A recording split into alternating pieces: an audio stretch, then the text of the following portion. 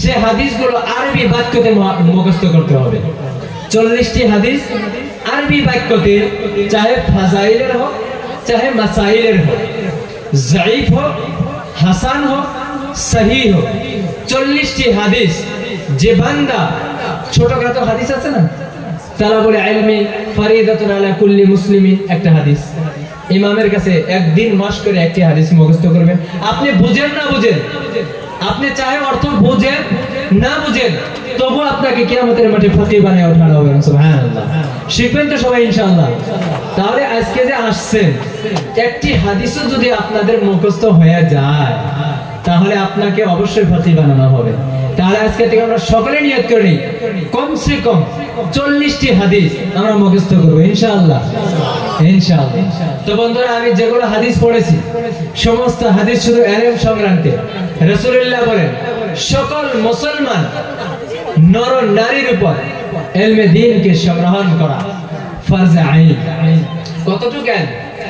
যতটুকু ইলম শিখলে আমার জীবনের যেগুলো করণীয় কাজ আমার উপর ফরজ হয়েছে, যেমন আমি বালিগ হয়েছে, নামাজ ফরজ হয়েছে, নামাজের যাবতীয় মাসলাগুলি যেগুলো মোস্ট ইম্পর্টেন্ট মাসলা সেগুলো শেখা।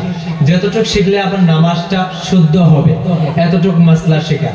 আমি যদি সাহিবে যাকাত হয়েছে তাহলে যাকাতের অতটুকু মাসলা শিখতে হবে যতটুকু শিখলে যাকাতটি শুদ্ধ হবে।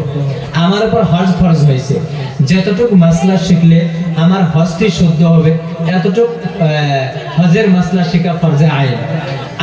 আমি বালিগ হয়েছি, আমার গোসলের ওযুর এগুলা ফরজ। আমি বিজনেস করতেছি, বিজনেসের মাসাইল এগুলো শেখা ফরজ আইন। তো আমরা এতটুকু ইলম ইনশাআল্লাহ ইমাম সাহেবের সঙ্গে আলিমের সঙ্গে রাবতা করে আমরা শিখবো তো ইনশাআল্লাহ, শিখতে থাকবো। হ্যাঁ ইনশাআল্লাহ। ফরাইজ ওয়াজিবাত এগুলো আমরা শিখবো ইনশাআল্লাহ। দায়মি ফরজ যেগুলো আছে সেগুলো শিখবেন ইনশাআল্লাহ। তো রাসূলুল্লাহ সাল্লাল্লাহু আলাইহি ওয়াসাল্লাম বলছেন, সকল মুসলমান নরনারীর উপর ইলমে দ্বীন শেখা ফরজ আইন। রাসূলুল্লাহ সাল্লাল্লাহু আলাইহি ওয়াসাল্লাম বলেন, যাহারা ইলমে দ্বীনকে শিখবেন তাহারা আমার আত্মীয়। বলেন সুবহানাল্লাহ। ইন্নাল উলামা ওয়ারাসাতুল আম্বিয়া।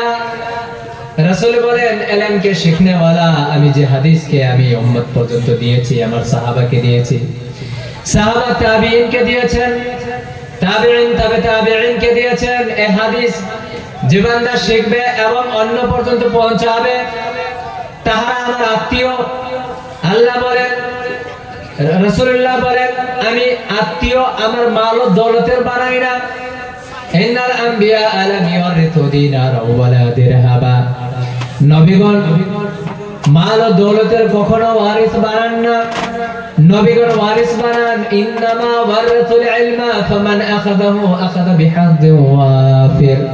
রাসূলুল্লাহ সাল্লাল্লাহু আলাইহি ওয়াসাল্লাম বলেন, নবীগণ ওয়ারিস বানান, ইলমের ওয়ারিস বানান, যে বান্দা ইলম থেকে যতটুকু নেবে রাসূলের মিরাস সে সেতটুকু পাইলেন। তো বন্ধুরা, আমরা যতটুকু ইলমে দ্বীনকে শিখবো, যতটুকু ইসলামকে শিখবো, রাসূলের আত্মীয়তা আমি সেতটুকু হইলাম, সেতটুকু আত্মীয়তাকে হাসিল করলাম এবং রাসূলের মিরাস থেকে আমরা রাসূলের ওয়ারাসাত হিসাবে আমরা মিরাসকে সংগ্রহণ করলাম।